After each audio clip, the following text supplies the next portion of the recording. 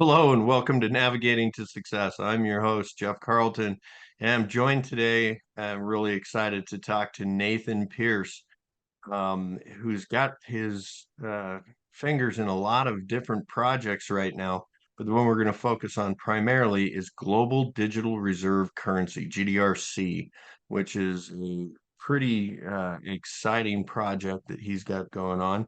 I won't do it justice, so I'm going to kick it over to Nathan and let him tell us about himself, GDRC, and any of his other projects.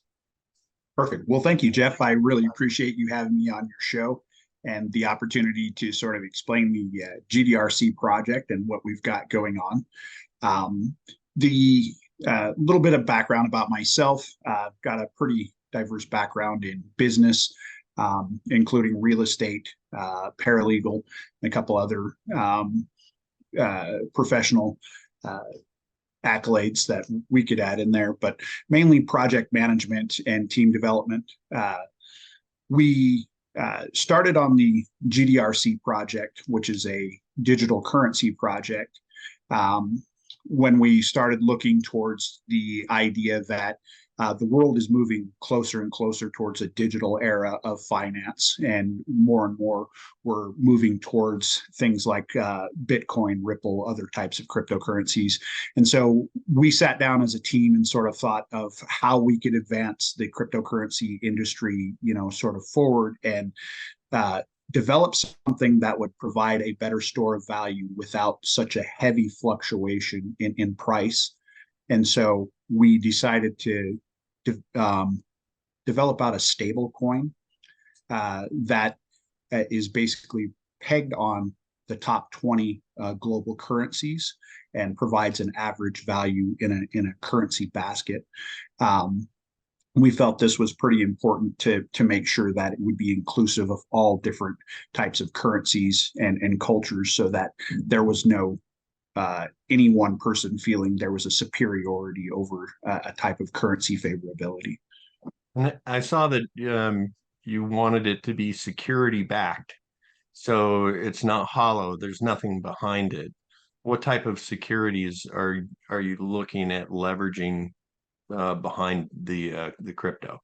So obviously there will be some traditional securities as far as your fiat currencies that will be backing, and that will be taking and escrowing. There'll be other types of digital currencies, such as Bitcoin and others, that will be used as a security backing. And then there'll probably also be a diversified portfolio that we're looking for, as far as real estate holdings and some other things that are very tangible and that hold value quite well, and that aren't based on speculative value, that provides a really good secure understanding for the person who's got their money in the GDRC currency, that there's going to be something at the end of the day that backs this up, rather than just the faith of the people behind it. Right. Um, so with all the other real estate and GDRC primarily, how do you find, how do you balance all that? Where do you spend the bulk of your time, and how do you determine um, what amount of your time to spend in which project? Sure. Well, fortunately, I worked 20 years in the real estate industry and business, and became a supervising broker. So I'm more in the managerial role and running the teams. I'm not so heavily involved in the active day-to-day transactions, so more of the team management. The other thing that's, the two actually segue into each other, because we are actually working on the tokenization of real estate into digital assets. So you really no longer need the title company. The title can transfer through a digital contract, and that's kept on the ledger, which would be the same as recording it at the courthouse. And this has already been done in Florida and a couple other states successfully. And so we're working on bringing Montana into that age, and making sure that Montana is one of those forefront leaders in the new digital age. Very interesting. You earlier you said we sat down. How big is your team? Uh, So how right many? now we have a team of six core players, myself included, and then we have a team of about eight outside advisors, including members of the Native American tribes here throughout Montana and a couple in Oklahoma. So we wanted to make sure that this project was inclusive of everybody and to make sure that we were, you know, getting everybody's voice involved, not just, one particular type of group or background. Wow, that's pretty cool. Um, so a lot of times I'll ask founders and CEOs how they're staying adaptable and innovative, and you're basically everything that you're doing right now is about adaptability and innovation. Um, what what was the initial driver behind this? You kind of hit it on the intro when you're describing, but what was your driver that said, "Hey, we need to do business a different way"? Yeah, so obviously the digital age is upon us, but we have seen a large push for central bank digital currencies, which would be issued by central governments or different entities such as a central bank within the governmental systems. And we saw there was a lot of different argument as to how to make that happen, what would be a quality value, who was right, who was wrong. And so we sat down and decided, hey, this may be something that we were able to focus on, develop out a system, and we wrote the white paper, or I wrote the white paper for the project and published it to the SSRN, which is a larger repository for scientific works. And we actually hit the top 10 list for four different categories, including global finance. And so that sort of gave us the idea that, hey, maybe we're onto something here. And from there, we just started talking to the community, started talking to players in the crypto world, started asking, hey, if there was a dream coin, what would it be? And most of them pointed towards something that had stable value, something that was decentralized and couldn't be controlled by anybody, which is something we have built into our model. So if you have one coin or 100 coins in your wallet, you have the ability to vote on what the trajectory of the GDRC ecosystem is going to do. So there's two questions that came out of that for me, because we know there's a big court case going on right now with somebody that mismanaged some digital currency into the billions, which I won't go into. But one question is about control, and how much um, pressure or resistance from government entities uh, are you facing, have you experienced so far, and what do you anticipate? So that's a great question. Fortunately, in Montana, we actually were able to work with the commissioner for securities and insurance. We were able to get the approval necessary to offer an ICO in Montana, an intrastate coin offering. And, it was new for them. They were sort of brand new. They had to create new forms for us, and we worked side by side to, uh, you know, sort of develop that out. So the thing we're running into with a lot of regulators, other than the SEC, is that they're very new to this territory, and in fact, we were educating them on the process and Oh, they're some of the afraid of some it. of the Sure. yeah. Yeah, they're afraid of it. And it's kind of interesting that you were working with CIS, because I actually interviewed Troy Downing last month. I Okay. haven't posted his interview yet, but I don't remember he mentioned this, but that's exciting. Where I was really at is there's a lot of, it appears on the media, at least, the federal government wants to take over digital currency or limit it and control it. Is that your impression as well? I think there is, and I think there's factions within the government that are probably invested in other types of currencies. And if you look at it, The United States government itself holds a large amount of Bitcoin cryptocurrency. It's actually in their interest to make sure that that currency rises and that some of the competitors might be stifled. And that's one of the things that we've looked at. But, without knowing exactly what the investment holdings of each person is and not trying to put, dispersions on somebody unnecessarily, I think the United States government has gotten so far in the way of cryptocurrency that we're seeing a large pull out of investments from the United States banking system. And it's because people can't get involved in the digital currency sector.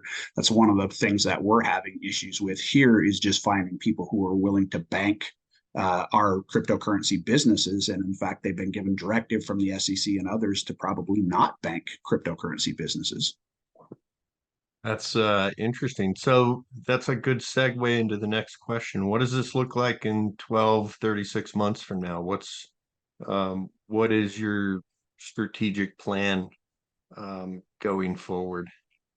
So yeah, we've gotten our FinCEN, approvals to be a money transmitter. We're working on becoming a transmitter into the different 50 states and territories of the United States government and other areas. But we've also looked at, the possibility that we may have to move a division offshore and to look at other countries that are more crypto friendly.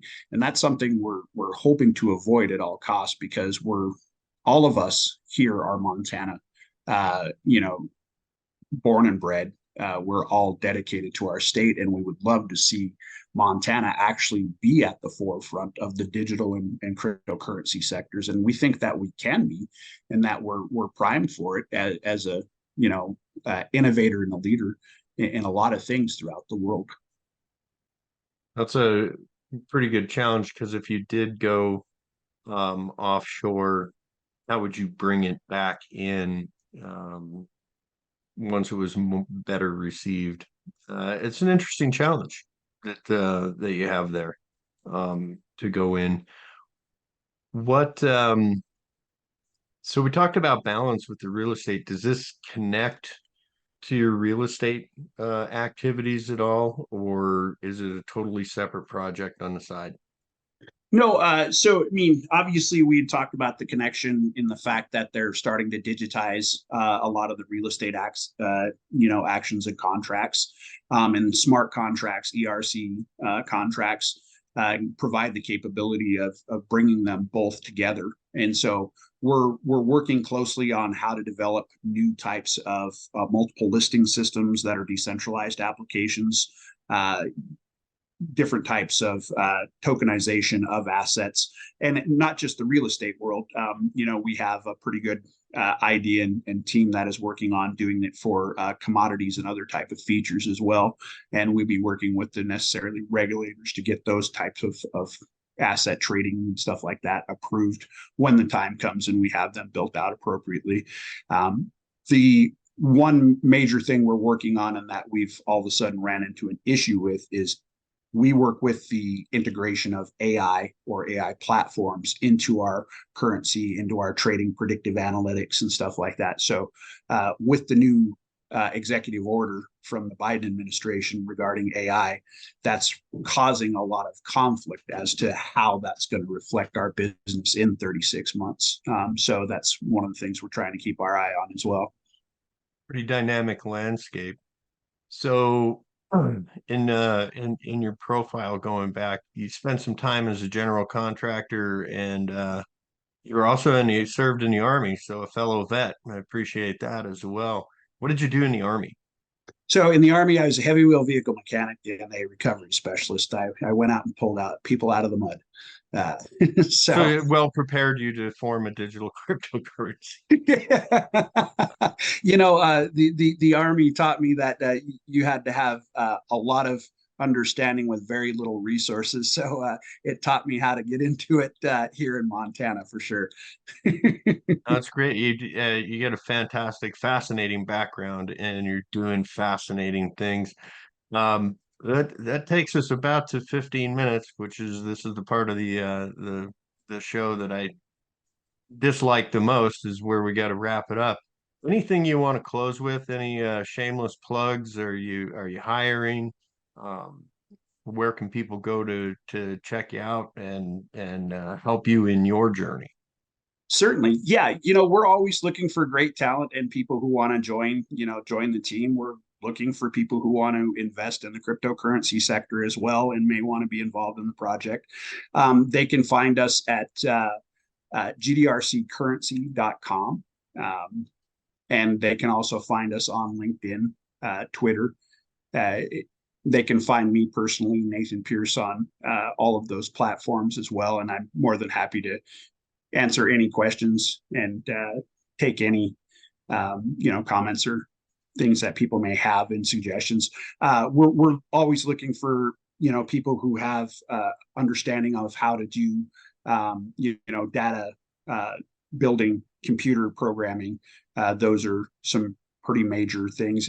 Moving forward, we would like to be able to employ a lot more Montanans, and we plan on building out more decentralized applications, and hopefully getting into a position where we can put a large portion of Montanans to work in the new sector as far as digital applications and digital finance. Fantastic. Well, what you're doing is fascinating. It's exciting. I love that you're doing it in the Mountain West, specifically Montana. And It'll play in. There's a ton of different things with getting named as a tech hub and the federal funding that's coming in, the regulatory issues that you're fighting. My hat's off to you for taking on a project of this scope. It's very visionary. So thanks again for your time. We'll wrap it up for everybody watching. I appreciate it. And if you want to learn more, uh, check out Nathan, check out GDRC, and we'll see you next time on Navigating to Success. Business Journeys Explored, and this is a heck of a journey. Take care, all.